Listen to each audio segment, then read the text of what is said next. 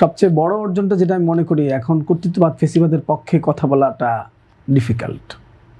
এটা সামাজিক আন্দোলন তৈরি হয়েছে, সামাজিক সচেতনতা তৈরি হয়েছে যে বাংলাদেশের মানুষ কর্তৃত্ববাদ ফেসিবাদ চায় না।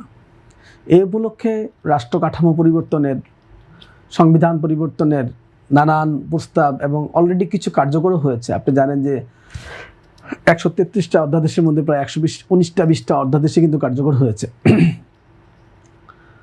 সব কিছু মিলিয়ে আরও কিছু প্রক্রিয়ার মধ্যে আছে এবং এগুলো আমি আশা করছি হবে। কিন্তু যে প্রক্রিয়া এবং যত দ্রুততার সাথে এই অধ্যাদেশগুলো কার্যকর হয়েছে সেগুলো কিন্তু একটা চ্যালেঞ্জ তৈরি করেছে।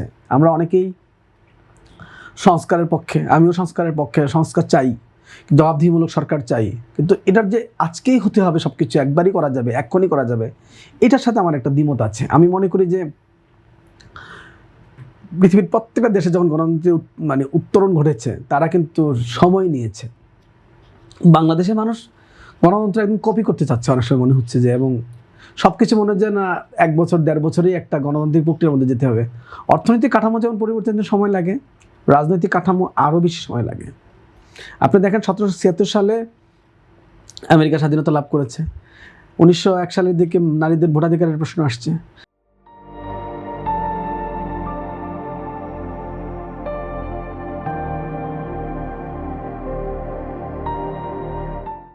উনিশশো 27 সালে সেই ভোটাধিকার প্রশ্নে প্রায় 27 বছর পরে নারীদের ভোটাধিকার প্রশ্ন ঐক্যমত্য হয়েছে। প্রত্যেকটা জায়গায় কিন্তু আপনি দেখেন, ইংল্যান্ডের ক্ষেত্রে দেখেন, ম্যাগনা কার্টা 1215 দিকে সাইন হয়েছে। ব্রিটিশরা রাজতন্ত্র থেকে এবং অন্যান্য যে সকল কর্তৃত্ববাদী মেকানিজম থেকে মুক্ত হতে কিন্তু প্রায় 500-600 বছর লেগেছে। তো একটা দেশ ট্র্যাকে থাকা এবং এটাকে ধারাবাহিকভাবে অব্যাহত রাখা, এটা খুব ইম্পর্টেন্ট। আমাদের দেশের বড় চ্যালেঞ্জটা হলো আমরা ধারাবাহিকতা রক্ষা করি না, বারবারই নৌকার পাল তুলি, আমরা বারবারই চলাচল শুরু করে যাওয়া, কিন্তু আবার গিয়ে হোঁচট খেয়ে সব স্টপ করে দিই, আমরা আমাদের কাজটাকে অব্যাহত রাখি না। 3বার আপনি একটা কথা আপনাকে বললি যে ডেভিড বিথাম গণতন্ত্রের উপরে প্রচুর কাজ করেছেন এবং তার স্বতঃসিদ্ধ একটা সিদ্ধান্ত ছিল যে পরপর 3বার যদি কেউ নির্বাচন করে, সুষ্ঠু নির্বাচন করে, গ্রহণযোগ্য নির্বাচন করে ক্ষমতা হস্তান্তর করতে পারে কোনো দেশ, তাহলে আর তার গণতন্ত্রের রিস্ক নাই। কিন্তু আপনারা দেখেন, আমরা 91, 96, 2001, আবার যদি ধরেন 2008, মানে কত 3বারের বেশি ক্ষমতা হস্তান্তর করলাম, কিন্তু আমরা কিন্তু কোনোভাবেই গণতন্ত্রের ট্র্যাকে উঠতে পারলাম না, মানে গণতন্ত্র টেকসই হলো না। আমরা আবারই 90-র গণঅভ্যুত্থান, আবার দেখেন আপনি 1970 সালে তো নির্বাচনে আমরা একটা দেশও চেয়েছি, আবার গণতন্ত্র কিন্তু চেয়েছিলাম। তখনও কিন্তু লড়াইটা, গণতান্ত্রিক লড়াইটা রাষ্ট্রীয় লড়াই পৌঁছেছিল। আমরা কিন্তু সেই 70 নির্বাচন থেকে গণতন্ত্র চাই, কিন্তু গণতন্ত্র চাই থেকে আমরা রাষ্ট্র পেয়ে গেছিলাম। তো সেই গণতন্ত্র আজকে কত বছর আপনি ধরেন, পাকিস্তান শাসনামল থেকে গণতন্ত্র চাই, আরও যদি আপনি আগে যান ব্রিটিশ শাসনামলে আমরা গণতন্ত্র চাই, আমরা এই বেঙ্গলের লোকজন। তো এত আগের থেকে গণতন্ত্র চাই, কিন্তু গণতন্ত্র দাঁড় করাতে পারি না। এর প্রধান কারণ হলো আমরা ধারাবাহিকভাবে এগিয়ে যাওয়াটাকে কোনোভাবে আমলে নিই না, একটা একটা করে যেগুতে হয়। আমরা সবসময় প্যাকেজ নিয়ে আসি, হঠাৎ করে সব কিছু করে ফেলবো, এটা যেমন একটা প্রক্রিয়া আছে। আর একটা প্রক্রিয়া আছে উল্টা দিকে, যে সব কিছু থামিয়ে দিতে হবে। তো এই থামিয়ে দিতে তখনই চাই যখন আমরা বেশি প্যাকেজ ইম্পোজ করি। আমাদের দুইয়ের মধ্যে ব্যালেন্স করে এগোতে হবে। আর সামাজিকেও তো একটা বাস্তবতা আছে, সমাজের অ্যাডজাস্ট করার, অ্যাডাপ্ট করার সামর্থ্য আছে। সুতরাং সব কিছু যদি আপনি একবারেই হজম করতে চান, এটা খুব ডিফিকাল্ট হয়ে যাবে। আমি মনে করি যে জুলাই আন্দোলনের আকাঙ্ক্ষার সবচেয়ে বড় ব্যাপার ছিল রাষ্ট্র নাড়া দিবে, রাষ্ট্র নাড়া খেয়েছে, কর্তৃত্ববাদ ফেসিবাদকে না বলা হবে সেটাও হয়েছে, সংবিধান সংশোধন করে কিছু মানুষের অধিকারকে গুরুত্ব দেওয়া হবে সেটাও করা হচ্ছে।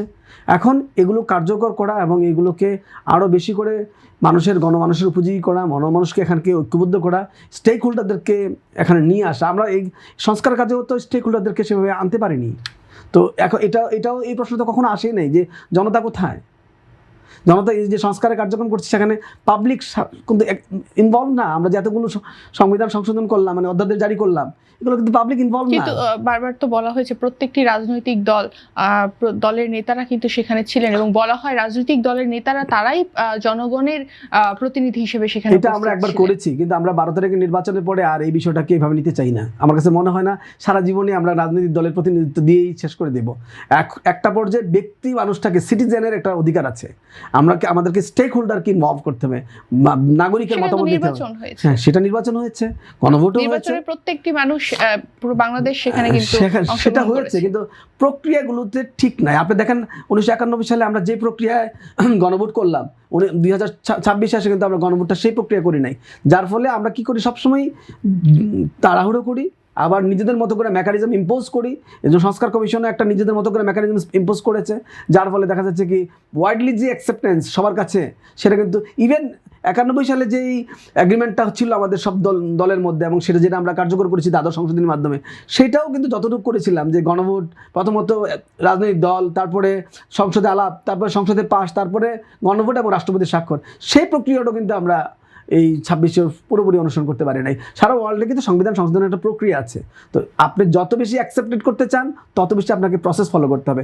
আমাদের এখানে প্রসেস ফলো করার দায় খুব কম। সবাই মনে করে আমার মতো হচ্ছে কিনা, তা আমার মতো কি রাষ্ট্র হয়, আমার মতো কি সমাজ হয়? সমাজের ঐক্য লাগে, সমাজের গ্রহণযোগ্যতা লাগে, যতটুকু গ্রহণযোগ্য হয় এতটুকু করতে হবে, এর বেশি না। আমেরিকা তো এটা হয়েছে ফেডারেল স্টেট তৈরি হওয়ার ক্ষেত্রে প্রায় 1-1.5 বছর তারা কাজ করেছে, তারপরে সকল রাজ্য যখন একমত হয়েছে, তখন কিন্তু তারা এই 1776 করেছে। আমরা কি করতে চাই? হঠাৎ করে সব করে ফেলতে চাই 1 বছরে, 6 মাসে, 3 দিনে, 5 দিনে। এটা আসলে রাষ্ট্র তো কখনো এইভাবে তৈরি হয় না। আমরা একটা রাষ্ট্র পেয়েছি, এখন এটাকে আমি মনে করি নির্বাচনী ট্র্যাকটা যদি ধরে রাখা যায়, 50% জবাব দিতে আসবে জনগণের মধ্যে থেকে।